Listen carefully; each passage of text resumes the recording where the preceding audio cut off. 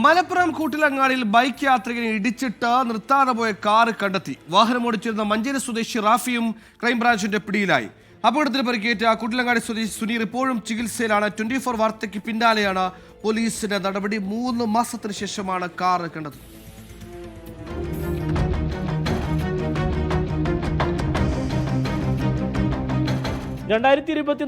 October 18 രാത്രി 1 മണിക്കാണ് അപകടമുണ്ടായത്.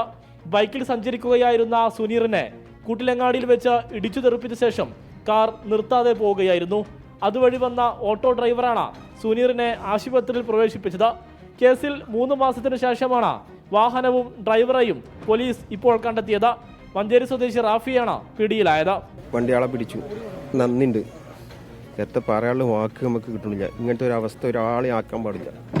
അപകടമുണ്ടാക്കി 2 മാസമായിട്ടും പോലീസ് വാഹനം കണ്ടെത്താത്തത് 24 വാർത്തയാക്കിയിരുന്നു. പിന്നാലെ ജില്ലാ പോലീസ് മേധാവി പ്രത്യേക അന്വേഷണ സംഘം രൂപീകരിക്കുകയായിരുന്നു.